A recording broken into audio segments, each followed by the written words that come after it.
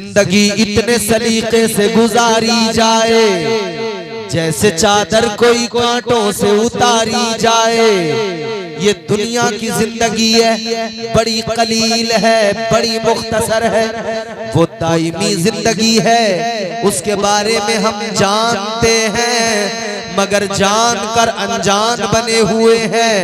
ऐ मेरे अजीजों, उस जिंदगी के बारे में जानते हैं, खबर तो रखते हैं, खबर होने के बावजूद बेखबर बने हुए हैं। आज की महफिल से जब जाना, ये पैगाम सीने में लेकर जाना, दिल की तख्ती पे नक्श करके लेके जाना। आज से हम बेखबरी की जिंदगी नहीं गुजारेंगे। बाखबर होकर, बाखबर इंसान कैसे जिंदगी गुजारता है, किसी भी मामले में जब उसे खबर हो जाए, जब उसे मालूम हो जाए, जब उसे पता लग जाए, तो फिर वो कोई भी काम हो, उस काम को बंदा बड़े सलीके से किया करता है, बड़े कायदे से किया करता है। ऐ मेरे अजीजों, इस जिंदगी को भी बड़े कायदे से गुजारने की जरूरत है, बड़े सलीके से गुजारने की जरूरत है। और वो सलीका क्या है, वो कायदा करीना क्या है, याद रखना। इस जिंदगी को एक जाविया देना है, एक रंग देना है। वो रंग कौन सा है, वो मुस्तफा की गुलामी का रंग है। नारे तकबीर, नारे रिसालत, नारे गौसियत, मसलके आला हजरत, मसलके आला हजरत, खतीबे हिंदुस्तान, खतीबे हिंदुस्तान, नारे तकबीर, नारे रिसालत। मेरे मुस्तफा की गुलामी का, हुजूर के इश्क का, मोहब्बत का रंग है। ताजदारे मदीना वाली कायनात मुस्तफा करीम की गुलामी ही तो सिखाएगी, आका की मोहब्बत ही तो सिखाएगी कि जिंदगी का मकसद क्या है, जिंदगी का जाविया क्या है, कौन सा करीना मेरे मुस्तफा ने अता किया, वो सलीका क्या है जो ताजदारे मदीना ने अता किया। ऐ मेरे अजीजों, आज हम हालात देख रहे हैं, दुनिया के हालात क्या हैं। हम अपनी नई नस्ल को अगर देखें, अगर हम नौजवानों को देखें, हमारे नौजवान कौन सा काम ऐसा है जिसको नौजवान नहीं कर रहा है। शराब पीने के मामले में देखो, मुसलमान नौजवान अक्सरियत से मिल जाएंगे। जुए के अड्डों पर देखो तो मुसलमान नजर आएंगे, जुए के अड्डे पे मुसलमान मिलेगा, सट्टा खेलने वाला भी मुसलमान मिलेगा। तमाम बुरे कामों में, खुराफात में आज मुसलमान नजर आ रहा है। याद रखना, आज कुछ भले लोग, कुछ दीनदार लोग, कुछ आका से प्यार करने वाले वो इस फिक्र में रहते हैं इस नौजवान को कैसे सुधारा जाए, इस नौजवान की जिंदगी को कैसे बेहतर बनाया जाए, कैसे इसके मुस्तकबिल को रोशन किया जाए। ऐ मेरे अजीजों, एक ही तरीका है, एक ही नुस्खा है। आज जो नौजवान जिसके हाथ में शराब का जाम है, इसे कहीं न लेकर जाओ, इसे फकत दरे मुस्तफा पे लेकर चले जाओ। आज अगर हमने अपने बच्चों को मुस्तफा का गुलाम बना दिया, अगर मुस्तफा के किस्से सुना दिए, इनके दिलों में आका का प्यार डाल दिया, कल खुदा की कसम यही बच्चे सलाहुद्दीन अय्यूबी बनते नजर आएंगे, यही बच्चे नूरुद्दीन जंगी बनते नजर आएंगे, यही बच्चे मोहम्मद बिन कासिम बनते नजर आएंगे। इनके अंदर शुजाअत भी आएगी, इनके अंदर बहादुरी भी आएगी, इनके अंदर दीनदारी भी आएगी, इनके दिल में दीन का दर्द भी होगा, इन्हें समझ भी आएगी, शऊर भी बेदार होगा। लेकिन जरूरत यह है कि हम अपने आप को जरा दुरुस्त करें और अपने माहौल को दुरुस्त करें, अपने घरों के माहौल को बेहतर कर ले। खुदा की कसम मुआशरे में इनकलाब आ जाएगा। तो ये तब्दीली लाने के लिए हर इंसान को शुरुआत करनी पड़ेगी और अपने घर से आगाज होगा। आज हम जहां अपने बच्चों को मोबाइल देते हैं और बच्चे हमारे सामने ही जब मोबाइल में फिल्में, गाने, ड्रामे सब देखते हैं, तो एक बाप की जिम्मेदारी बनती है कि वो अपने बच्चे से कहे, बेटा ये मोबाइल तुझे इसलिए नहीं दिया गया है कि तू इसमें गाने फिल्में ड्रामे देख, बल्कि अगर तुझे देखना है तो इस मोबाइल में मुस्तफा जाने रहमत का आस्ताना देख ले, ताजदारे मदीना का वो हसीन रोजा देख ले। अगर देखना है कुछ सुनना है तो मुस्तफा की नातों को सुन ले। आओ मेरे अजीजों जरा गौर करो, तवज्जो करो, जहन हाजिर करो। आज दीन का जो दर्द कौम मुस्लिम के दिल में था ना, वो हम अपने सामने देखे बहुत सारी चीजों में बदलाव आता जा रहा। हमने ये माह रजबुल मुरज्जब है, ये हुर्मत वाला महीना है। हमने अपने बचपन में खूब देखा है कि इस माह मुबारक में बड़ी धूमधाम से, एक तो ख्वाजा गरीब नवाज की छठी होती थी, बड़ी धूमधाम होती थी, घर घर फातिहा होती थी। उसके अलावा फिर हुजूर की मेराज के किस्से घर घर लोग अपने बच्चों को सुना रहे हैं। उसके अलावा इस माह मुबारक में एक नजर और होती है, कूलों की नजर। छोटे छोटे बच्चे, इमाम साहब मस्जिद के आगे आगे, एक घर में गए फातिहा हुई, बच्चों ने वहां से तबर्रुक लिया, दूसरे घर में गए वहां फातिहा हुई, वहां से तबर्रुक लिया, तीसरे घर में गए। इससे क्या होता था, पूरे गांव में, पूरे मोहल्ले में एक माहौल बनता था। छोटे छोटे बच्चों को भी पता लग जाता था कि ये जो नियाज हो रही है, जो फातिहा हो रही है, ये जो नजर हो रही है, ये मुस्तफा जाने रहमत के शहजादे हजरत इमाम बाकर, हजरत इमाम जाफर सादिक, उनके नाम से मंसूब है, उनके लिए नजर हो रही है। अब इन छोटे छोटे बच्चों को बचपन में मिजाज मिल गया।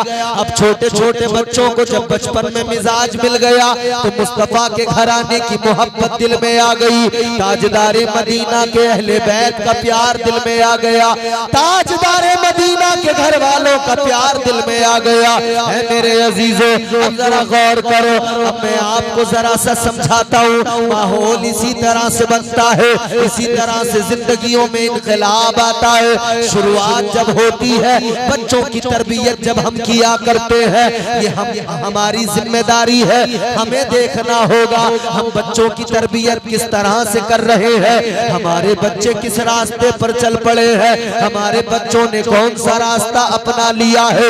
बाप को मालूम होता है मेरा बेटा क्या कर रहा है, माँ को मालूम होता है मेरी बेटी क्या कर रही है, लेकिन फिर भी नजरअंदाज किया जाता है। अगर कोई पड़ोसी आकर बता दे, मोहल्ले वाला आकर बता दे, कोई खानदान वाला आकर बता दे तुम्हारा बेटा फला जगह पर चोरी कर रहा था, अगर कोई रिश्तेदार आकर बता दे तुम्हारा बेटा फला जगह शराब पी रहा था, तो हम लोग अपने बेटे को डांटना डपटना या उसे सुधारना ये करने के बजाय करते हैं तो क्या करते हैं, हम कहते हैं ये हमारे बच्चों को बदनाम कर रहे हैं, हमारे बच्चों को रुसवा कर रहे हैं। आज के दौर में अगर कोई इस्लाह की बात करे, अगर कोई बाखबर करे, होशियार करे कि अपने बच्चों का ख्याल रखो, तो हम उसी पे इल्जाम लगाते हैं तू हमारे बच्चों को क्या देखता है, तू अपने बच्चों की पहले फिक्र कर ले।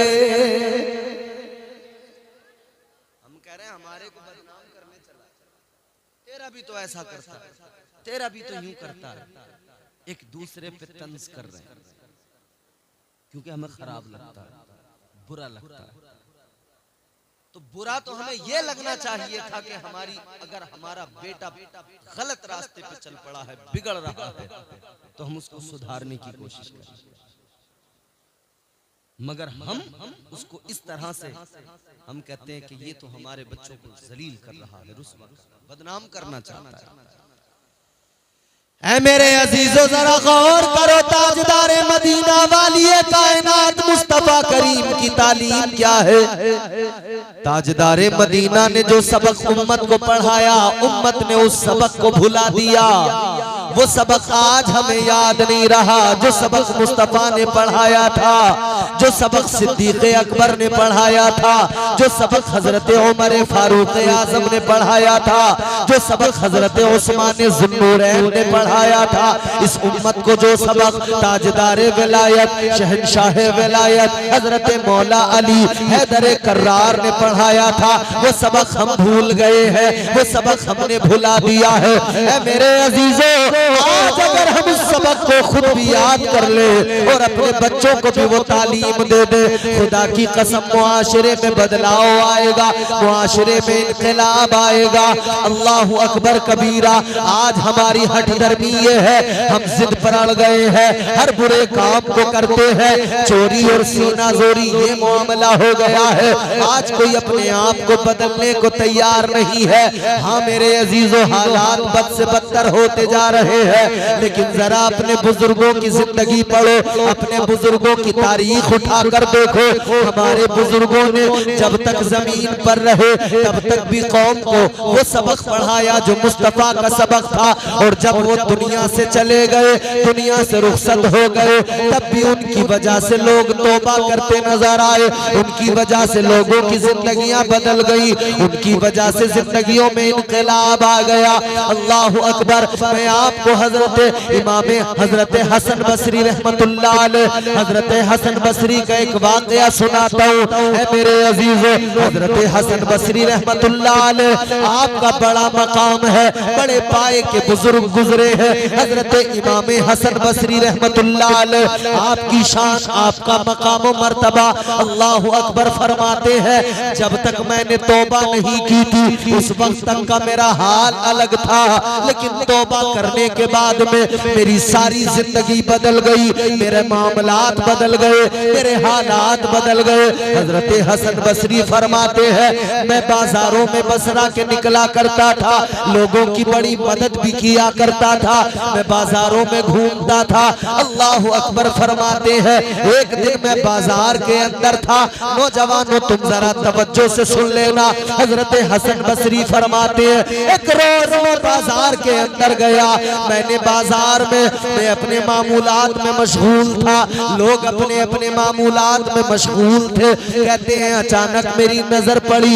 एक खातून पर नजर पड़ी, एक दोशीज़ा पर नजर पड़ी। मैंने एक लड़की को, एक खातून को जब देखा, जब मैंने उसको देखा मैं उसे देखता रह गया, मैं उसके चेहरे की तरफ तकता रहा।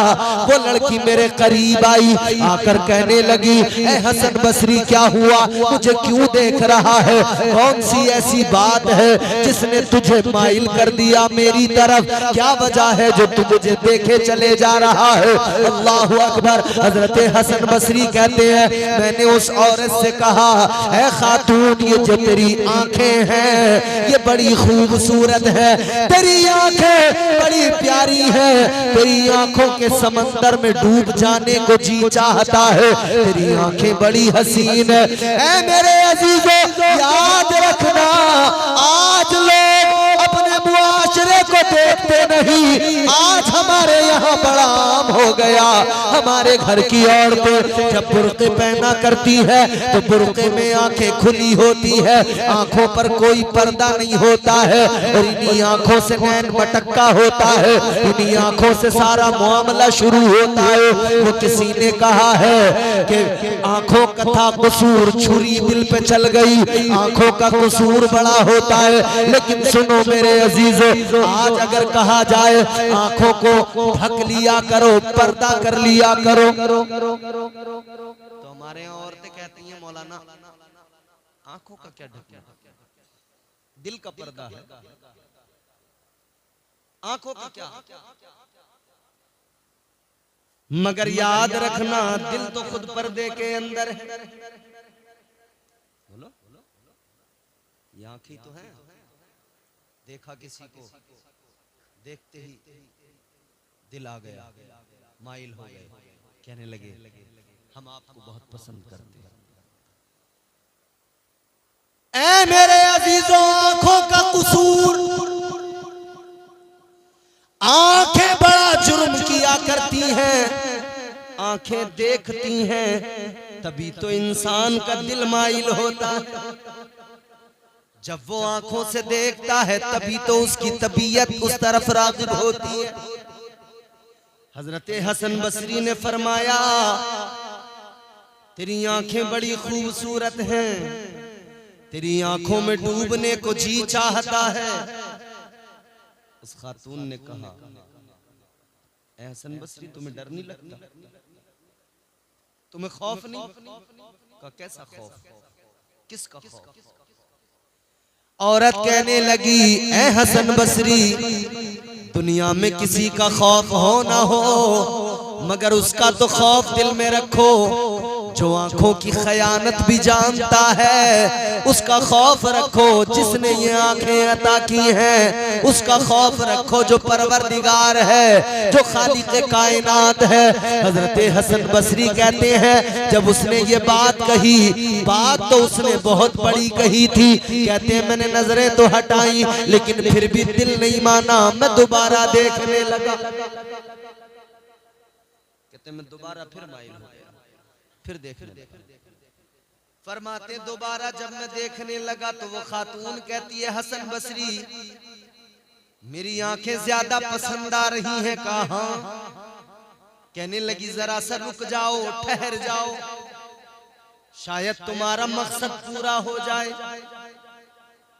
इतना कहकर वो खातून अपने घर चली गई। थोड़ी देर के बाद में उसकी एक नौकरानी, उसकी एक बांदी आई, एक तश्त हाथ में लेकर आई, कपड़ा ऊपर से ढका हुआ है। आकर कहने लगी, हसन बसरी, तुम जिसकी आंखों में डूबने की बात करते थे, जिसकी आंखें तुम्हें पसंद आ रही थी, उसने तुम्हारे लिए तोहफा भेजा है, उसने तुम्हारे लिए भेजा है। हजरत हसन बसरी कहते मैं दिल ही दिल में सोचने लगा, न जाने कौन सा तोहफा भेज दिया। लेकिन आप फरमाते, जैसे मैंने उस तश्त के ऊपर से कपड़ा हटाया और कपड़ा हटा के जैसे ही देखा, फरमाते हैं मेरा कलेजा मुंह को आ गया, मैं रोने लगा। उस औरत ने, उस खातून ने उस तश्त के अंदर क्या भेजा था? उसने अपनी दोनों आंखें निकाल कर उस तश्त में रख कर भेजी थी। अल्लाह, आंखें भेजी थी। कहता हसन बसरी, ये तहरीर भी लिख कर भेजी थी, हसन ये आंखें तुम्हें पसंद आ रही थी ना, ये आंखें मैंने तुम्हें दी। उस औरत ने अपना पैगाम भी लिखकर भेजा था, ऐ हसन बसरी, मेरी ये आंखें तुम्हें भा गई, तुम्हें पसंद आ गई, मगर सुनो हसन, मैं वो आंखें अपने पास रखना नहीं चाहती। उन आंखों की मुझे कोई जरूरत नहीं है जिन आंखों की वजह से मुस्तफा का एक गुलाम, नबी का एक उम्मती, एक मुसलमान, जिन आंखों की वजह से फितने में मुब्तला हो जाए। सुभान अल्लाह, सुभान अल्लाह, बहुत अच्छा भाई, सुभान अल्लाह। वो भी गुजरी है। हजरत हसन बसरी कहते हैं, जैसी मैंने तहरीर पढ़ी है मेरा कलेजा मुंह को आ गया, मैं रोने लगा। अल्लाह की बारगाह में गिड़गिड़ाए, मौला गजब हो गया, ऐ मेरे परवरदिगार बड़ा जुर्म हो गया। कहते हैं अल्लाह की बारगाह में रो रो कर मुआफी मांगने लगा। कहते हैं जब घर आया सारी रात रोया, सारी रात आंसू बहाए, अल्लाह की बारगाह में रो रो के कहता रहा, ऐ मेरे मौला, ऐ मेरे परवरदिगार, मुझे माफ कर दे। मौला मैं तौबा करता हूँ, मेरी तौबा को कबूल कर ले, या अल्लाह मेरे गुनाहों को बख्श दे, ऐ परवरदिगार मुझे माफ कर दे। कहते सुबह का वक्त हो गया फजर का, तो सोचा दिल में ख्याल आया, अल्लाह से तो सारी रात माफी मांगी है, लेकिन उससे भी माफी मांग लो जिसने अपनी आंखें निकाल दी, उससे भी जरा माफी मांग लो जिसने अपनी आंखें वार दी। कहते मैं उठकर उसके घर की तरफ गया, फजर की नमाज पढ़ के जब गया, जब मैं उसके मकान के करीब पहुंचा, मैंने देखा लोगों की भीड़ लगी हुई है। जाकर मैंने जब मालूम किया क्या मामला है, लोगों ने बताया वो खातून जिसने अपनी आंखें वार दी, हजरत हसन फरमाते हैं वो खातून का इंतकाल हो चुका था, वो दुनिया छोड़कर रुखसत हो गई थी, वो दुनिया से चली गई। कहते हैं जब उसके इंतकाल की खबर मिली, जब उसके मरने की खबर मिली, दिल और ज्यादा बेचैन हुआ, दिल और ज्यादा तड़पने लगा, दिल और ज्यादा बेकरार हुआ। हजरत हसन बसरी फरमाते हैं मैंने उसकी तदफीन में तो शिरकत की, मगर मुसलसल आंसू बहाए। मैंने अल्लाह की बारगाह में और भी गिरियाजारी की, बहुत रोया, बहुत रोया। कहते एक दिन रात में मैंने ख्वाब देखा, मेरे ख्वाब में वही खातून आ गई, वही लड़की आ गई। जब मैंने उसको देखा तो मैंने उससे मुआफी मांगी, मैंने कहा मेरी वजह से तुमने आंखें निकाली, मेरी वजह से दुनिया से रुखसत हो गई, मुझे मुआफ कर देना। कहने लगी हसन मुआफ कर दिया। कहने लगी हसन जिंदगी गई तो गई, मगर ये तो खुशी है मेरी वजह से कोई मुसलमान गुनाह में मुब्तला नहीं हुआ, मेरी वजह से मेरा कोई जवान भाई, मेरा कोई कौम का बेटा गलत रास्ते पे नहीं गया, बल्कि मुझे खुशी है मेरी वजह से हसन बसरी ने तौबा कर ली, मेरी वजह से अल्लाह का कुर्ब मिल गया, मेरी वजह से इबादत गुजारी मिल गई, मेरी वजह से, मेरी आंखों की वजह से दुनिया की सारी रंगीनियां, दुनिया का सारा हुस्न, दुनिया की सारी बहारें अब नजरों में नहीं समा रही है। हजरत हसन बसरी ने फरमाया मुझे कोई नसीहत भी कर दो। अल्लाहु अकबर कबीरा। ऐ मेरे अजीजों, वो भी खवातीन गुजरी है, वो भी नौजवान गुजरे हैं जिनकी जिंदगियों में ऐसे इनकलाब आए हैं। वो दिन था हजरत हसन बसरी फरमाते हैं मेरी सारी जिंदगी बदल गई।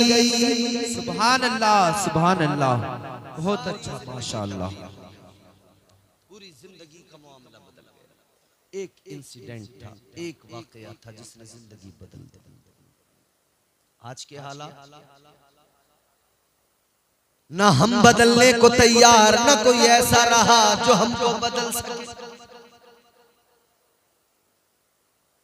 ये बाखबर हो के बेखबर होना, जानते सब कुछ है। मुझे बताओ क्या जिना करने वाला नहीं जानता कि ये हराम है? जिना करने वाला बाखबर है, जानता है, उसे मालूम है ये हराम है, गुनाह है, जानता है कि इसकी सजा बहुत बड़ी है, मगर फिर भी करता है। इतना जिद्दी किसने बनाया? याद रखना, गुनाहों की आदत ने जिद्दी बना दिया। आज हमारी हालत क्या से क्या हो गई, दिल नहीं पिघलते। कभी आखिरत के खौफ से दो आंसू नहीं निकलते, कभी अल्लाह का डर सीने में नहीं आता। तौबा भी करते हैं ना तो दिखावे की और नाम की है। या अल्लाह तौबा, या अल्लाह तौबा, जरा से हाथ हिलाए और कह दिया या अल्लाह तौबा, या अल्लाह तौबा। ऐसे तौबा नहीं होती। अल्लाह ताला ने कुरान मजीद में ऐलान कर दिया, फरमा दिया वतूबू इलल्लाहि जमीअन अय्युहल मुमिनून लअल्लकुम तुफलिहून।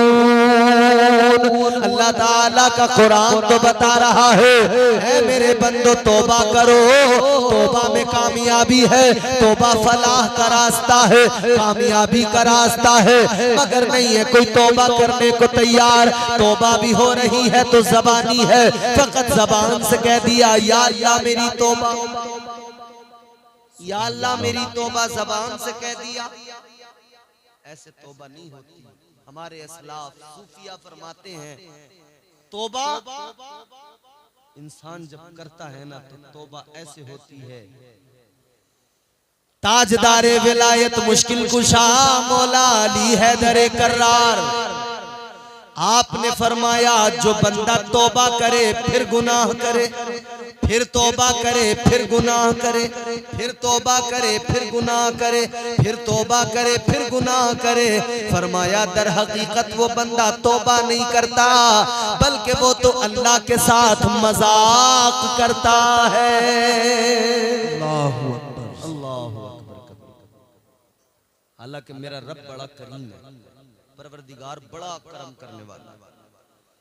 अल्लाह ताला तो फरमाता है बंदे आजा तू गुनाह कर, तूने अगर गुनाह कर लिया है तो आजा तू तौबा कर, तू तौबा करेगा मैं तेरे गुनाहों को मुआफ कर दूंगा।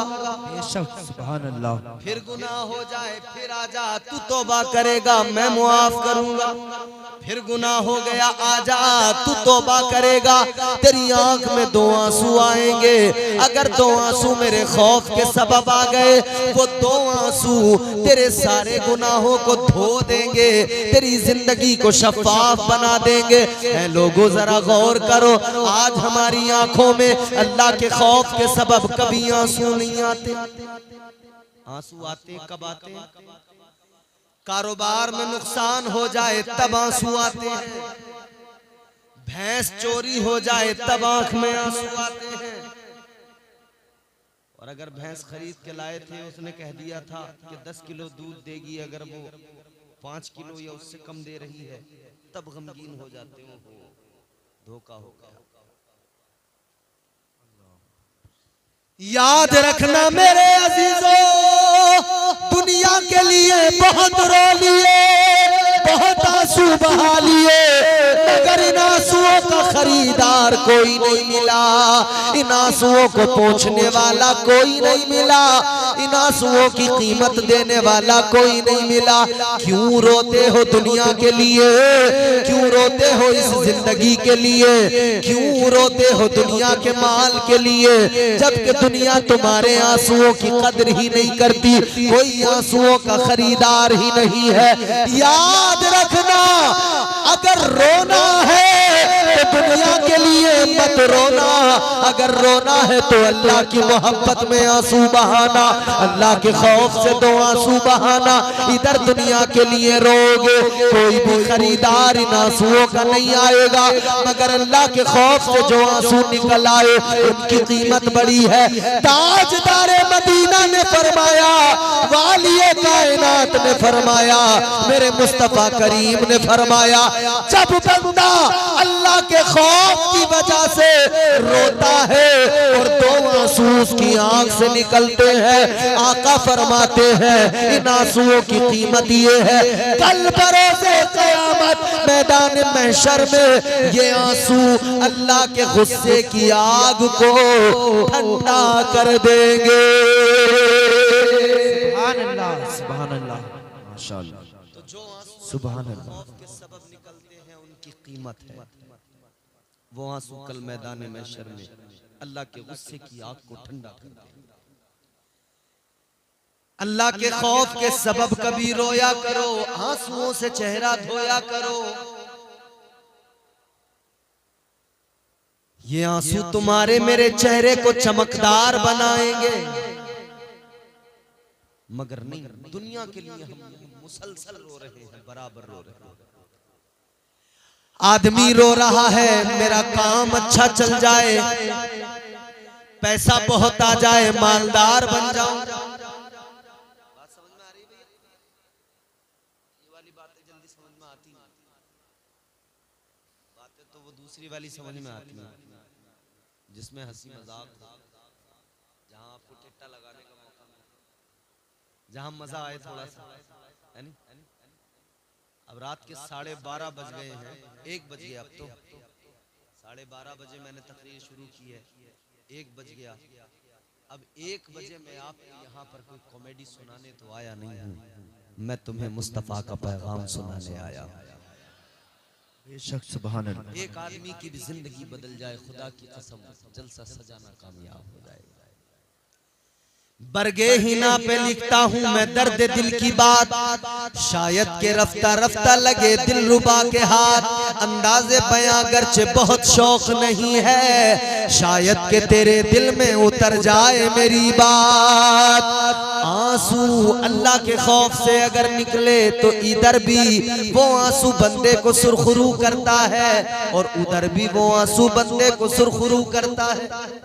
सुभान अल्लाह। अल्लाह ताला क्या चाहता है बंदे से? बस इतना ही ना कि मेरा बंदा तौबा कर ले और बस इबादत करने लग जाए, मेरे अहकाम मानने लग जाए। परवरदिगारे आलम खालिक़े कायनात बहुत मोहब्बत करता है, बहुत प्यार करता है। कितना प्यार करता है। आज लोग अपने अपने दोस्तों की दोस्तियों पे नाज करते हैं, कहते हैं मेरा दोस्त मुझसे बड़ी मोहब्बत करता है। रिश्तेदार की रिश्तेदारी पे नाज करते हैं, कहते हैं रिश्तेदार बड़ी मोहब्बत करता है। अपनी दोस्तियों पर नाज करने वालों, रिश्तेदारियों पर फख्र करने वालों, याद रखना कोई दुनिया में तुम्हें इतना प्यार नहीं कर सकता, कोई तुमसे इतनी मोहब्बत नहीं कर सकता जितनी मोहब्बत वो पैदा करने वाला खालिक व मालिक करता है। सुभान अल्लाह।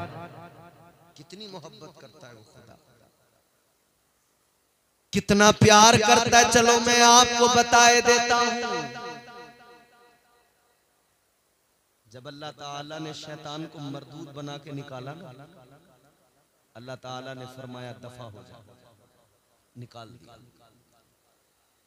परवरदिगारे आलम ने शैतान को जब शैतान बनाया, लानत का तौक इसके गले में डाला, मरदूद बना दिया। क्यों? हुक्म रब नहीं माना, हजरत आदम को सजदा नहीं किया, अल्लाह ताला ने निकाल दिया। परवरदिगार ने फरमाया काला फखरुज मिनहा फइन्नका रजीम व इन्ना अलैका लानता इला यौमिद्दीन। अल्लाह ने फरमाया निकल जा, दफा हो जा। अल्लाह ने मरदूद बना दिया, फरमाया दफा हो जा। अल्लाह ने निकाल दिया।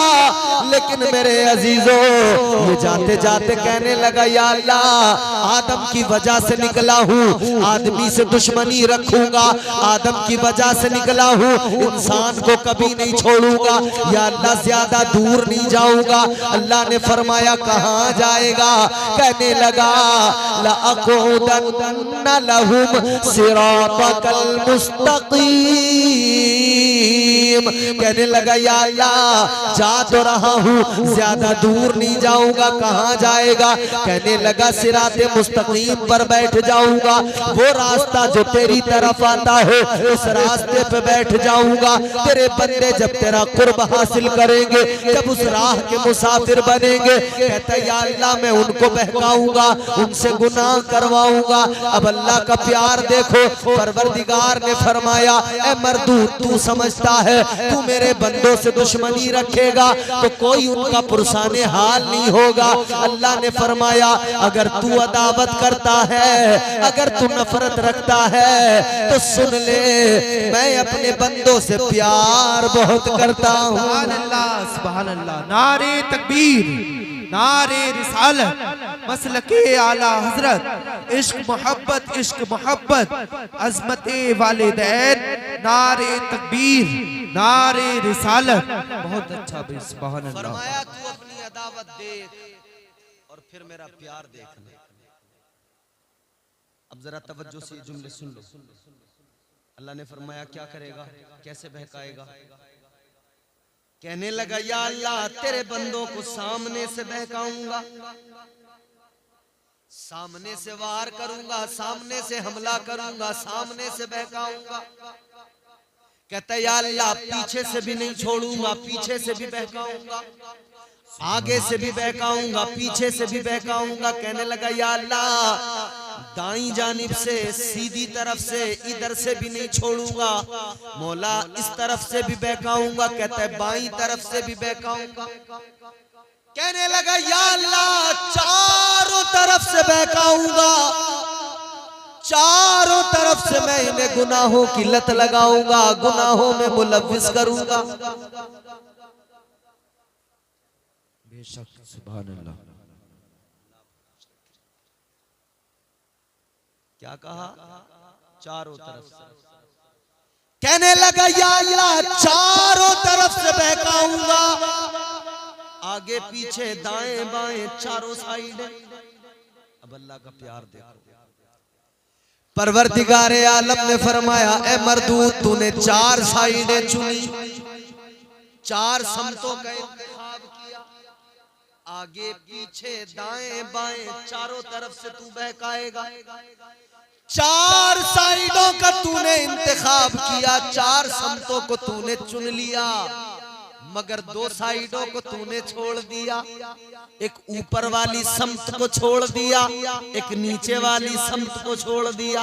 अल्लाह ने फरमाया तू चार तरफ से बहकाएगा, मैं दो तरफ से अपने बंदों पे करम करता जाऊंगा। बेशक, सुभान अल्लाह, सुभान अल्लाह। तू चार तरफ से बहकाएगा, अल्लाह फरमाता है जब तू चारों तरफ से बहकाएगा मेरा बंदा बहक जाएगा, गुनाह कर लेगा, फिर आखिर उसे ख्याल आएगा मैंने जुर्म कर लिया, मुझसे गुनाह हो गया। फिर वो बंदा मेरी बारगाह में आएगा, दो आंसू बहाएगा और आकर कहेगा, यूं ऊपर को हाथ उठाएगा और कहेगा मौला है मेरे परवरदिगार मैं फंस गया, चारों तरफ से शैतान ने पकड़ लिया, बहका रहा है, या अल्लाह उसके बहकाने पर मैंने गुनाह कर लिए। अल्लाह ने फरमाया जब मेरा बंदा यूं हाथ उठाएगा और कहेगा या अल्लाह मुझे बख्श दे, अल्लाह फरमाता है मैं करम करूंगा, अपने बंदे के सारे गुनाहों को मुआफ कर दूंगा। सुभान अल्लाह, सुभान अल्लाह। बेशक, चार तरफ से बहकाएगा, मैं दो तरफ से करम करूंगा। जब बंदा ऊपर को हाथ उठाएगा मैं ऊपर से करम करूंगा, गुनाह मुआफ कर दूंगा। फिर मेरे बंदे का जरा प्यार और बढ़ेगा, वो मेरी बारगाह में आएगा, नीचे वाली समत जमीन पर अपना सर रखेगा, पेशानी रखेगा, नाक रगड़ेगा और फिर सजदे में सर रख के कहेगा ऐ मौला ऐ परवरदिगार मुआफ कर दे, या अल्लाह मुझे बख्श दे, मेरी खताओं को बख्श दे। अल्लाह ताला ने फरमाया जब मेरा बंदा सर झुकाएगा तो आंसू बहाएगा, वो चाहे जितने गुनाह लेके आ जाए, अगर उसके गुनाह इतने ज्यादा भी होंगे कि जमीन से लेकर आसमान तक जितनी जगह है ये सारी जगह उसके गुनाहों से भरी हो, अल्लाह फरमाता है मैं फिर भी उसके सारे गुनाहों को मुआफ कर दूंगा। सुभान अल्लाह। अल्लाह ने तो वादा कर लिया मुआफ करूंगा, लेकिन बंदा मुआफी मांगने को तैयार नहीं। जी, अल्लाह ने तो वादा कर लिया मैं बख्श दूंगा, मगर बख्शिश का तलबगार ही कोई नहीं। गुनाह पे गुनाह, गुनाह पे गुनाह, गुनाह पे गुनाह, इन गुनाहों ने जिद्दी बना दिया। कितना जिद्दी, कितना जिद्दी। हालत ये हो गई जो है अल्लाह और उसके रसूल के अहकामात पर जो अमल नहीं करते उनकी तो बात जो है सो है, जो नमाजें भी पढ़ते हैं ना उनको भी उनका नफ्स और ये शैतान नहीं छोड़ता, चारों तरफ से पकड़ता है। ये चार चार सजदे भी लिए हुए दुनिया के सामने बड़े फख्र के साथ आते हैं। जो ये दिखावे वाले नमाजी होते हैं ना, ये बेनमाजी को तो इंसान ही नहीं समझते, मुसलमान ही नहीं समझते। इनके अंदर इतना एटीट्यूड पैदा हो जाता है, इतनी अकड़ पैदा हो जाती है। याद रखना नमाज तुम इसलिए नहीं पढ़ते कि बेनमाजी पे तुम जो है फख्र करो और कहो तेरी औकात क्या, मैं नमाजी 5 वक्त का। नमाज तो इसलिए पढ़ी जाती है कि परवरदिगार राजी हो जाए, अल्लाह का हुक्म है, फर्ज है, अल्लाह राजी हो जाए, इसलिए नहीं कि पड़ोस वाला नीचा हो जाए, नहीं, कोशिश करें कि अपने रब की बारगाह में सजदा रेज होकर सर झुकाकर फिर दूसरों की इस्लाह की कोशिश करें। ये मोमिन की शान है। बेशक सुभान अल्लाह। अम्र बिल मारूफ नह्युन अनिल मुनकर, क्या है ये कि खुद भलाई करे, खुद अच्छे अमल करे और फिर अपने से मुंसलिक वाबस्ता अपने आसपास के लोगों को भलाई का हुक्म दे, उन्हें भी कहे कि तुम भी नमाजी बनो, तुम भी नमाज पढ़ो, उन्हें भी कहे कि तुम भी आओ, तुम भी रोजेदार बनो, तुम भी इबादत गुजार बनो, तुम भी मुत्तकी बनो। खुद अमल करे, दूसरों को अमल की तरगीब दे। वरना ये जो आजकल होता है ना, लोग नमाज पढ़ रहे हैं अपने लिए लेकिन एहसान ऐसे जता रहे हैं मानो पूरे गांव को इन्होंने ही बचा रखा है, ये पूरे गांव के मानो है? नहीं, अच्छी बात है। और याद रहे नमाज मुसलमान पे फर्ज है, गांव के 4-5 बुड्ढों पे फर्ज नहीं है, हर मुसलमान पे फर्ज है। ये हुजूर मुफ्ती आजम हिंद के मुरीद बैठे हैं माशाअल्लाह, उन्होंने अल्लाह वाले की वो सोहबत पाई है, उनका दीदार किया है। जानते हो कौन है मुफ्ती आजम हिंद? मुफ्ती आजम हिंद वो हैं जो उनके मुरीदीन, उनके खुलाफा हैं। बताते हैं कि हुजूर मुफ्ती आजम हिंद नमाज से कब्ल नमाज के लिए इस तरह से तैयार होते थे, अपने साफे की नोक पलक संवारते थे कि पता लगता था कि अब ये नमाज की तैयारी है। बेशक सुभान अल्लाह। मौला अली फरमाते हैं कि जब तुम नमाज पढ़ो ना तो हालत ये होनी चाहिए कि तुम रब को देख रहे हो। अब ऐसा तो मुमकिन नहीं है कि हर आदमी इस बुलंदी पे पहुंच जाए कि रब को देख रहा है, तो आसान किया फरमाया। फिर दूसरी कैफियत ये हो कि बंदा नमाज के लिए खड़ा हो और अल्लाह के साथ मुखलिस हो, और फिर उसकी ये कैफियत हो कि मेरा रब मुझे देख रहा है, मेरा रब मुझे देख रहा है। ये कैफियत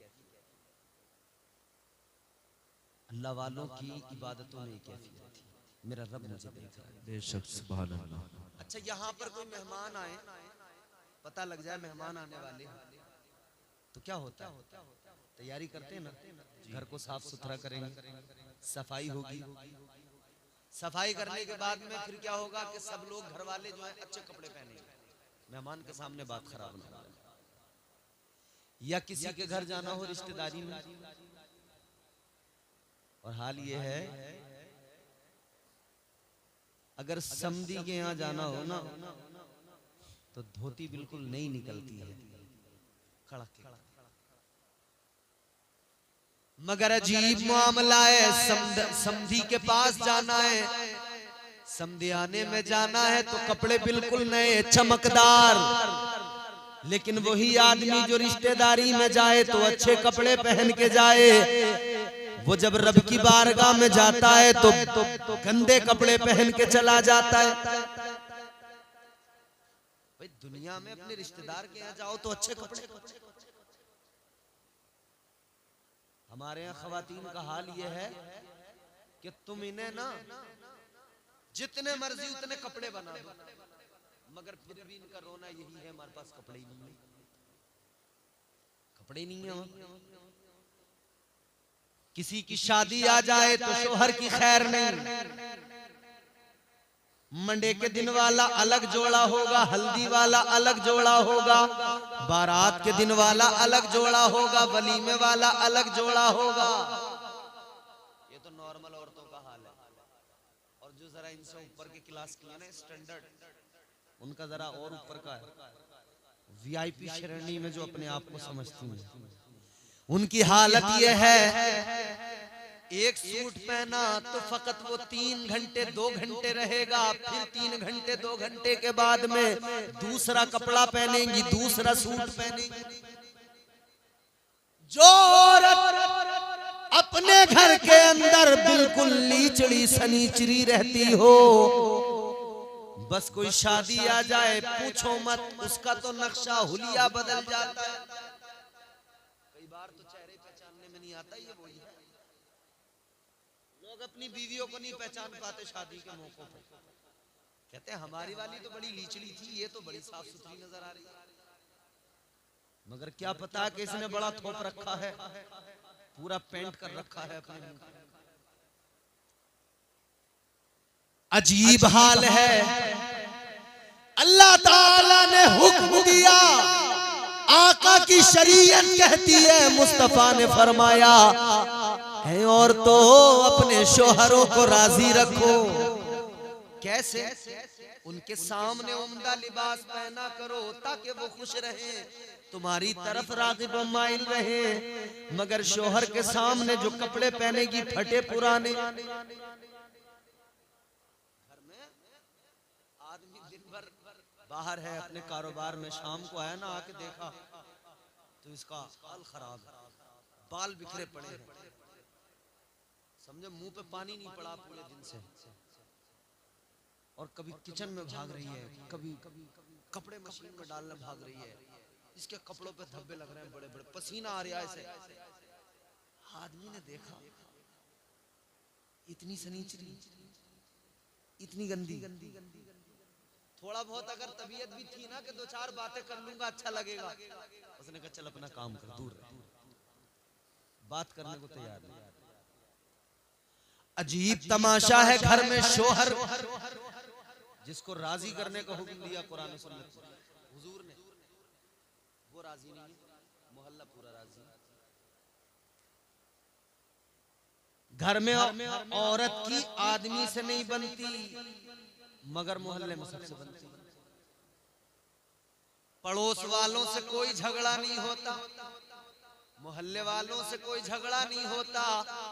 ये तो बुला बुला के चाय पिलाती है, लोग कहते हैं चच्ची का जवाब नहीं। कई तो पानदान लेके भाई इसी काम पे बैठी हैं, आ जाओ खाला पान खा के जाइयो, चच्ची तुम तो आती नहीं हो बिल्कुल। और जब आई ना चच्ची, जितनी देर में पान लगा उतनी देर में पूरे मोहल्ले की चुगलखोरियां हो गईं।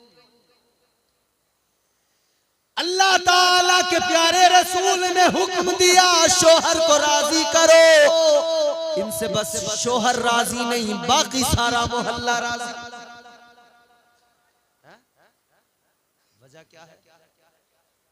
हुजूर के अहकामात पर अमल नहीं, दीनदारी नहीं।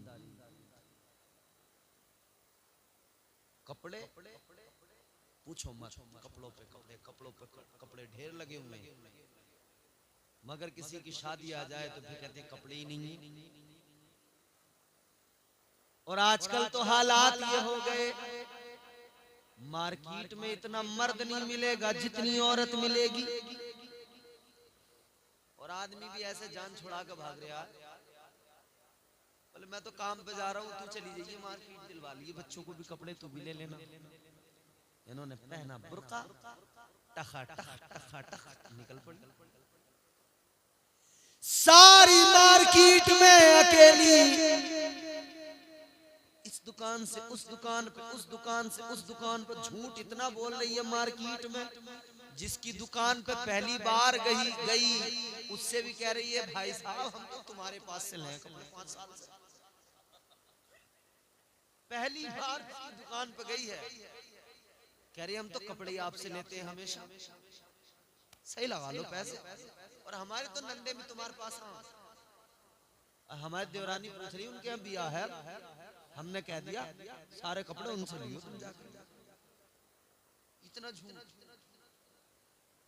अब जिसे मार्केट में जाने की आदत पड़ गई, जिसे मजा मिल गया, अब अगर आदमी कहे कि खबरदार तुम नहीं जाना, मौलाना ने तकरीर में कह दिया है कि मर्द ला कर देगा तो अब मैं ही ला कर दूंगा, ये कहती है हाँ लेके आ जाओ, क्योंकि ये जानती है कि तुम हमसे बहल सकते हो, हमसे पंगा तुम्हें भारी पड़ेगा। आदमी मार्केट चला जाए, कपड़ा खरीद के लाए, सूट अच्छे से अच्छा लेकर आए, जब लेके आएगा तो ये देख के कहेंगे तुमसे लेने नहीं आते कपड़े, इसका कपड़ा अच्छा ना। फिर मार्केट गया, दूसरा लाया, कहने लगी इसका कलर अच्छा नहीं। फिर मार्केट गया और कलर भी ऐसा ऐसा बता रही है, ये तो भगमैला सा लग रहा है, गाजरी कलर का लेकर आइयो। फिर वो बेचारा गरीब गया मार्केट में, दोबारा कलर चेंज करके लाया। जब कलर चेंज करके लाया, इन्होंने फिर देखा। अब इसने कहा अब क्या कहूं, तो कहने लगी ये तो 1 साल पुराना डिजाइन है जो लेके आए हो, तुम्हें तो दुकानदार ने पागल बना दिया, उसका बिक नहीं रहा होगा, तुम्हें दे दिया। जब ये थक हार गया ना, इसने कहा ये कपड़ा पकड़ और वो दुकान है, ये पैसे पकड़ जा अपने आप ले ले। क्या जमाना आ गया, संजीदगी खतरे में है, खुदनुमाई का चलन है, सादगी खतरे में है, सर छुपाती फिर रही है आबरू इस दौर में, या इलाही कर मदद पाकीज़गी खतरे में है। तो हालत ये कि रिश्तेदारी में जाएंगे तो उम्दा लिबास महंगे से महंगा, ताकि वहां 4 लोग देखकर कहें क्या बात है साहब, बड़ा महंगा लिबास पहन कर। मगर क्या अजीब बात है, दुनिया में किसी के यहाँ जाओ, अच्छे कपड़े पहन कर जाओ, और इत्तेफाक से विधायक जी बुला ले तो उनके यहाँ तो फिर और ज्यादा बंठन के जाते। विधायक जी की तो बड़ी बात हो गई, प्रधान के साथ जो दाएं बाएं बेवजह के कुछ लोग होते हैं, वो भी कलफदार कुर्ता पहन के जाते हैं, न इधर न उधर, कोई गिनती में नहीं कहीं भी, मगर प्रधान के साथ में है जरा, तो अपने आप को प्रधान से कम थोड़ी समझ रहे हैं। याद रखना, अगर कोई इलाके का विधायक बुलाता है, उसके यहाँ जाते हैं तो अच्छे कपड़े, और अगर सीएम बुला ले तो और अच्छे बेहतरीन बन ठन के संवर के जाएंगे कि यार जा रहे हैं कहीं। क्या अजीब बात है, दुनिया के ओहदेदारों के पास जब जाओ तो अच्छे कपड़े पहनकर, रिश्तेदारों के पास जाओ तो अच्छे पहनकर, जब किसी हुक्मरान के पास जाओ, बादशाह के पास जाओ, उम्दा लिबास पहनकर जाते हो, और जो सारे बादशाहों का बादशाह है उसकी बारगाह में जाते हैं, तो फिर कपड़ों का हाल ये कि गंदे कपड़े, दाग धब्बे, घास की गठरी सर पे है, जल्दी फेंकी, भागे भागे मस्जिद में, और जल्दी आस्तीनें चढ़ाई, उल्टा सीधा वुजू किया, और जैसे पहुंचे ना तो 2 रखते निकले जमात में, तो 2 रखते निकली अपनी देर होने की वजह से, मगर नमाज के बाद कह रहे हैं इमाम साहब यारो तुम्हें जल्दी बड़ी लगी रहती है नमाज में, तुम देखते नहीं यार कोई आएगा आदमी नमाज के बाद। अपनी गलती है मगर इमाम के सर पे डाल दी, इमाम साहब तुम बड़ी जल्दी करते हो, और अगर देर हो जाए तो फिर इमाम की खैर नहीं, तुम बड़ी देर लगाते हो, तुम्हें पता ही नहीं आदमी को कोई काम भी है बाहर, तुम्हें क्या, तुम तो नमाज पढ़ा के हुजरे में बैठ जाओगे, लेट जाओगे। ना ना मेरे अजीजों, अल्लाह ताला के साथ में मुखलिस हो जाओ, खुलूस पैदा करो, अपने अंदर अल्लाह ताला परवरदिगार जो हमारा खालिक और मालिक है उसके लिए खुलूस पैदा करो। जब उसकी बारगाह में जाओ आजिज़ी के साथ, इनकिसारी के साथ, सलीके के साथ, करीने के साथ, कायदे के साथ जाओ, फिर रब की बारगाह में सर झुकाओ, फिर देखो तो जरा उस रब की बारगाह में 2 आंसू बहाकर, खुदा की कसम अगर दिल ना बदल जाए तो फिर कहना, अगर जिंदगी में इनकलाब ना आ जाए तो फिर कहना। सुभान अल्लाह, सुभान अल्लाह। आखिरी बात बता के गुफ्तगू खत्म कर रहा हूँ। मैंने जैसा शुरू में अर्ज किया था, माह रजबुल मुरज्जब, कुंडों की नियाज तुम्हारे यहाँ होती है? जी होती है कुंडों की नियाज? जी। पूरी दुनिया में सुन्नी मुसलमान करते हैं, तरीके मुख्तलिफ हो सकते हैं। हमारे इलाकों में यहाँ मुरादाबाद, संभल, बरेली, रामपुर यहाँ का एक तरीका है, दीगर इलाकों में जाते हैं वहाँ के अलग अलग तरीके हैं, लेकिन नजर होती है, फातिहा होती है। बाज लोग इस माह मुबारक में किताबें खोल कर बैठ जाते हैं, यूट्यूब पे आते हैं, सोशल मीडिया पे आते हैं, कहते हैं कहाँ लिखा है, कहाँ लिखा है फातिहा करना, कुंडों की नियाज करना, कहाँ लिखा है? उनके लिए एक ही जवाब काफी है। उनसे इतना कह दो कि तुम हमें दिखा दो कहां मना लिखा है, हम बंद कर देंगे। दिखाओ तो जरा कौन सी किताब में लिखा है कि कूलों की नियाज करना मना है, या बुजुर्गों की फातिहा करना मना है, या ये नाजायज और हराम है। देखो एक बेसिक उसूल है, बेसिक ज़ाब्ता है शरीयत का। जिस काम को शरीयत मना कर दे, नाजायज ठहरा दिया गया हो, हराम ठहरा दिया गया हो, एक तो वो, और उसके अलावा जिस काम को शरीयत ने नाजायज और हराम नहीं किया, मना नहीं किया जिसके बारे में, वो फिर जायज है। क्या है? और फिर जहां कुरान पढ़ा जाता हो फातिहा करने में, जहां दुरूद पाक पढ़ा जाता हो, जहां दुरूद ताज पढ़ा जाता हो, जहां सरकार दो आलम की बारगाह में हदिया सवाब पेश किया जाता हो, वो काम गलत कैसे हो सकता है? जहां सूरह फातिहा पढ़ी जाए, कुरान की आयतें पढ़ी जाए, वो गलत कैसे हो सकता है? तो ये किताबें खोल कर जो आते कूंडों की फातिहा मत करो, इनसे कहना दिखा दो मना कहा लिखा। आओ जरा सा मैं तुम्हें वाकया एक सुनाकर बात खत्म कर दूं। हजरत इमाम जाफर सादिक, सुभान अल्लाह, बोलो सुभान अल्लाह, सुभान अल्लाह। और जानते हो कौन है हजरत इमाम जाफर सादिक? हजरत इमाम जाफर सादिक कौन है? इनके वालिद का नाम है हजरत इमाम मोहम्मद बाकर, और हजरत इमाम मोहम्मद बाकर के वालिद का नाम है हजरत इमाम ज़ैनुल आबिदीन, सुभान अल्लाह। और हजरत इमाम ज़ैनुल आबिदीन के वालिद गिरामी का नाम है हजरत इमाम हुसैन, सुभान अल्लाह। मेरे मुस्तफा के नवासे जिनसे हुजूर का खानदान चला। हजरत इमाम ज़ैनुल आबिदीन वो जो करबला में तन्हा अकेले बाकी बचे, जिनसे हुजूर की नस्ल आगे चली, इनकी भी शान बड़ी निराली है। हजरत इमाम ज़ैनुल आबिदीन एक रोज घर में नमाज पढ़ रहे थे। क्या कर रहे थे? नमाज। आप नमाज पढ़ रहे थे, घर में अचानक आग लग गई। आप नमाज में मसरूफ है, आग लगती रही घर में, लेकिन आप नमाज में। पड़ोसियों ने देखा, महल्ले वालों ने देखा कि आग लगी है घर के अंदर, मगर आप नमाज में मसरूफ हैं।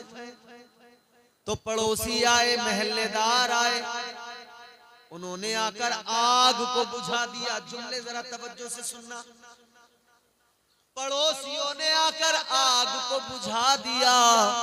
हजरत इमाम ज़ैनुल आबिदीन नमाज में, जब आपने नमाज मुकम्मल की, जब नमाज से फारिग हुए, पीछे देखा महल्ले वाले घर में। ये पड़ोसी, ये महल्ले वाले कहने लगे, हजरत आप नमाज पढ़ रहे थे, आपका घर जल रहा था, हमने आपके घर की आग बुझाई। आपने फरमाया अच्छा किया, अल्लाह आप सबको नेमल बदल अता फरमाए, जज़ाए खैर अता फरमाए, तुमने मेरे घर की आग बुझाई, अच्छा काम किया। मगर होते हैं ना लोग, जरा सा कुछ कर दें फिर खैर नहीं इतना जताएंगे, इतना जताएंगे। किसी को एक वक्त खाना खिला दें, फिर चौपाल पे पूछेंगे, बैठ के जिक्र करेंगे, पहले तो कहेंगे भाई आज हमने घर पे जायका जरा खराब हो रहा था मुंह का, हमने बेगम से कहा कि भाई आज जरा कोफ्ते बनाने हैं अच्छे वाले। बेगम ने जब कोफ्ते बनाए साहब मजा, और तुम तो थे, तुमने तो खाए थे, बताओ कैसे थे? अब आदमी क्या करे, ऐसी सूरत में खाया है उसने, कहना पड़ता है जी अच्छे थे। मतलब एक वक्त अगर किसी को जरा सा खिला दिया तो फिर चौपाल पे बैठ के लोगों के सामने फिर उससे तस्दीक भी करवाई जाती है, गवाही भी दिलवाई जाती है कि सबको पता लग जाए तुम हमारे यहाँ एक प्याला तरकारी खा के आए हो। समझ रहे हो? जताते बहुत हैं लोग। हजरत इमाम ज़ैनुल आबिदीन के घर की आग बुझाई पड़ोसियों ने, मगर बार बार जताने लगे, बार बार जताने लगे, कहने लगे हजरत हमने आग बुझाई, हमने आग बुझाई, हमने आग बुझाई। हजरत इमाम ज़ैनुल आबिदीन ने फरमाया, ऐ लोगों क्या हुआ जो तुमने मेरे घर की आग बुझाई है? सुनो सुनो, गौर से सुनो। आपने फरमाया तुमने मेरे घर की आग बुझाई, मैं नमाज में था, तुम मेरे घर की आग बुझा रहे थे, मैं उधर दोज़ख की आग बुझा रहा था। सुभान अल्लाह, सुभान अल्लाह, बेशक ये इमाम ज़ैनुल आबिदीन, सुभान अल्लाह। इनके शहजादे हजरत इमाम मोहम्मद बाक़र, उनके शहजादे हजरत इमाम जाफर सादिक, आपकी बारगाह में एक शख्स आया, आगे कहने लगा हुजूर आपकी बारगाह में आया हूं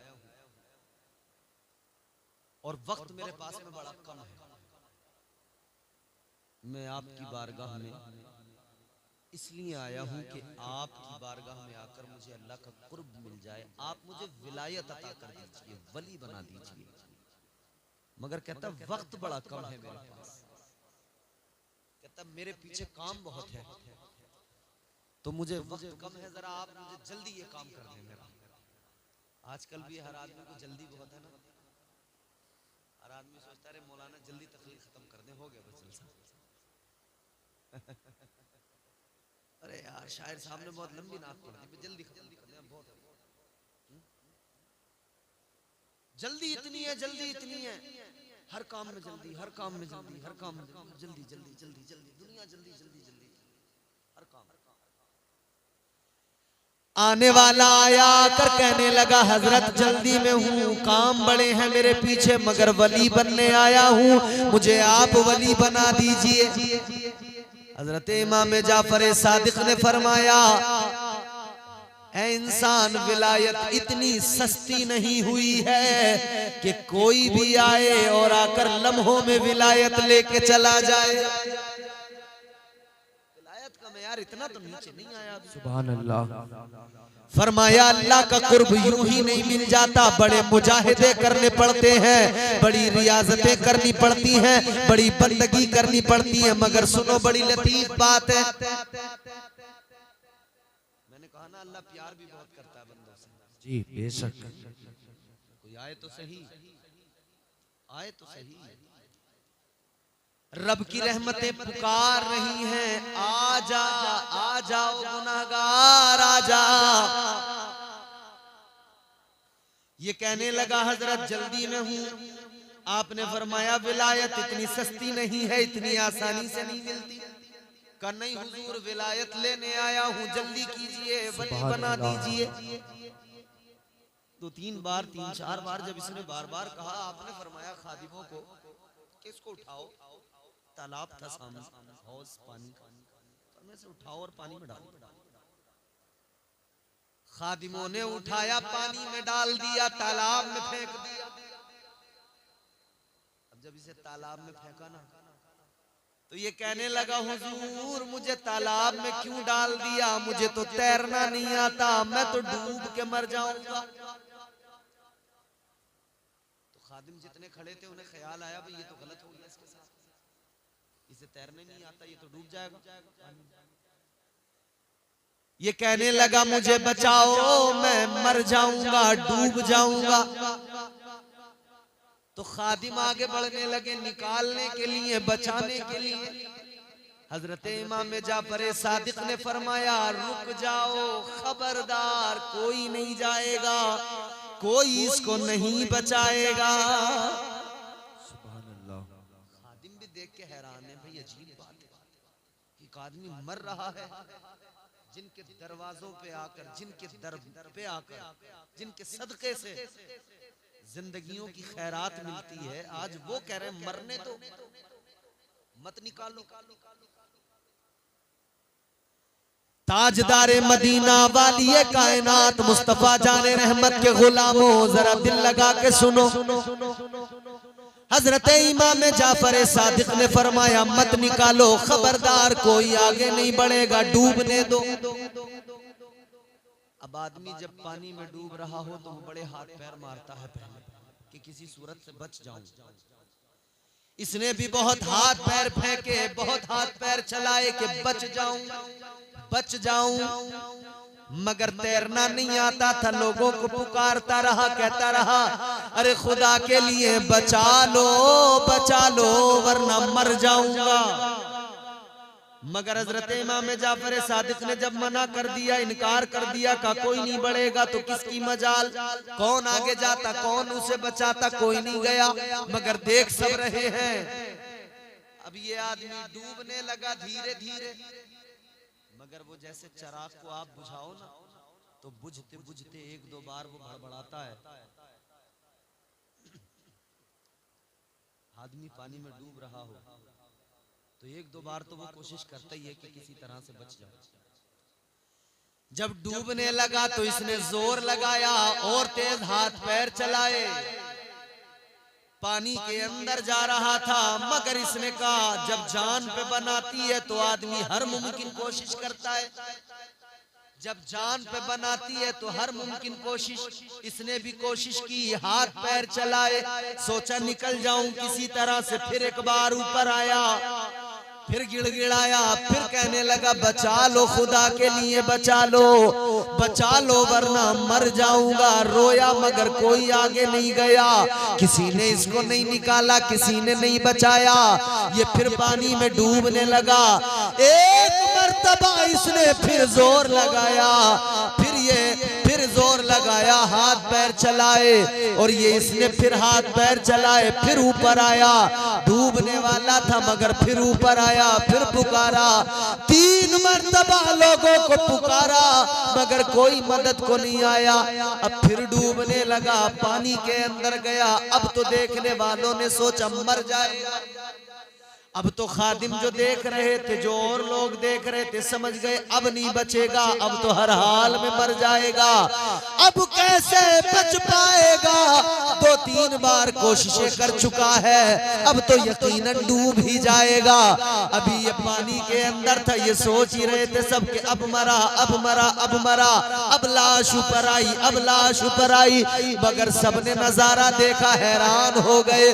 जो डूब रहा था, जो मरने के करीब था, वही पानी से अचानक निकला और तैरने लगा, और तैरता हुआ तालाब से बाहर निकल आया, किनारे पे आया। आने के बाद में अच्छा सही सलामत निकल आया। तो इससे मालूम किया गया तू तो डूब रहा था, तुझे तो तैरना नहीं आता था, शायद तू झूठ बोल रहा था, तुझे तो तैरना आता है। कहने लगा जब पानी में तुमने मुझे डाला था तब तक मुझे तैरना नहीं आता था। नहीं आता था तो कैसे निकल आया? हमने तो तुझे तैरता हुआ देखा। कहने लगा हाँ, एक राज की बात है। इस बारगाह में मैं आया तो ये राज मुझे पता लग गया। का क्या है राज की बात? कहने लगा मैं इनकी बारगाह में आया तो मुझे ये पता लग गया, मैं समझ गया जब इन्होंने पानी में डलवा दिया और निकालने से मना कर दिया कि कोई नहीं निकालेगा। जब मैं डूबने लगा, 1-2 बार ऊपर आया, जब मैं डूबने लगा, जब मुझे भी यकीन हो गया अब नहीं बचूंगा। कहने लगा मैं पहले तुम्हें पुकार रहा था, तुम्हें मदद को बुला रहा था, लेकिन जब मैं समझ गया अब जिंदगी का किस्सा खत्म, अब मरने ही वाला हूँ। कहते हैं उस वक्त में मुझे कुछ समझ नहीं आया, कुछ याद नहीं आया, बस मुझे मेरा रब याद आया, मुझे मेरा परवरदिगार याद आया। कहने लगा मैंने रब की बारगाह में इल्तिजा की, मैं गिड़गिड़ाया, मैंने आंसू बहाए, अर्ज किया मौला मैं मैंने दुनिया वालों को मदद के लिए 3 मर्तबा पुकारा, या अल्लाह कोई मेरी मदद को नहीं आया। ऐ मौला अब मैं डूब रहा हूँ इस पानी के अंदर, इस गहराई में। सारी दुनिया ने मेरा साथ छोड़ दिया, सबने मुझे छोड़ दिया। ऐ मौला अब कोई नहीं बचा सकता, अगर बचा सकता है तो फकत तेरा करम बचा सकता है, अगर बचा सकती है तो तेरी इनायत तेरी रहमत बचा सकती है। कहता जब मैंने रो के गिड़गिड़ा के दुआ मांगी, मेरी आंख से आंसू निकले, वो आंसू अल्लाह की बारगाह में कबूल हो गए। परवरदिगार की रहमतों ने सहारे दिए, मुझे डूबते हुए, डूब रहा था लेकिन बाहर निकाल दिया, और मैं तैरते हुए मुझे खुद नहीं पता कि तैरना कैसे आ गया। अल्लाह का करम और उसकी रहमत ने बचाया, मैं तैरते हुए बाहर भी आया। और उस लम्हा जब रब के करम ने मुझे बचाया है, उसी लम्हा मैंने अपने परवरदिगार का कुर्ब भी पाया है, अल्लाह का कुर्ब भी मिल गया, और अल्लाह ने मुझे विलायत भी अता फरमा दी है। सुभान अल्लाह सुभान अल्लाह। पता लगा बंदा रब के साथ मुखलिस हो जाए और गिड़गिड़ाए, बस 2 आंसू अल्लाह की बारगाह में बहा ले और कह दे मौला कोई नहीं है मेरा, बस तू है, कोई नहीं है मुझे मुश्किलों से निकालने वाला, बस तू है। इधर दुनिया में कोई मोनिस व गमखार नहीं है, तेरा करम है फकत। उधर कब्र में, उधर हश्र में तेरा करम है, तेरे महबूब की मोहब्बत है। या अल्लाह तू ही बचाने वाला। खुदा की कसम अल्लाह ताला इतना प्यार करता है, बंदा 2 आंसू बहाए, परवरदिगार उसको जो है उसकी जिंदगी की महराज अता कर देता है। अल्लाह उसकी जिंदगी को तब्दील कर देता है, मामलात सारे बदल जाते हैं। तो मेरे भाइयों दुनिया से जाना है, लेकिन जाने से पहले अपने रब के साथ मुखलिस हो जाओ, अपने रब से, रब के महबूब से अपना रिश्ता मजबूत कर लो, रिश्ता पक्का। सुभान अल्लाह। यकीनन ये रिश्ता अगर पक्का मजबूत कर लिया तो दुनिया और आखिरत दोनों संवर जाएंगी, दोनों में कामयाबी मिल जाएगी। अल्लाह ताला मुझे आपको हम सबको नेक अमल की तौफीक दे। परवरदिगार हमें दुनिया में अपनी आखिरत की तैयारियों की तौफीक अता फरमाए, और जिनकी साले सवाब की महफिल है बेटों ने उनके सजाई है, अल्लाह ताला बेटों को भी जज़ाए खैर दे, और इनके वालिद गिरामी को परवरदिगार जन्नत में आला तरीन मकाम अता फरमाए। आमीन। अस्तगफिरुल्लाह रब्बी मिन कुल्लि ज़ंबि व अतूबु इलैह। कलमा शरीफ पढ़े, ला इलाहा इल्लल्लाहु मुहम्मदुर रसूलुल्लाह सल्लल्लाहु अलैहि वसल्लम व मा अलैना इल्लल बलाग। अस्सलामु अलैकुम।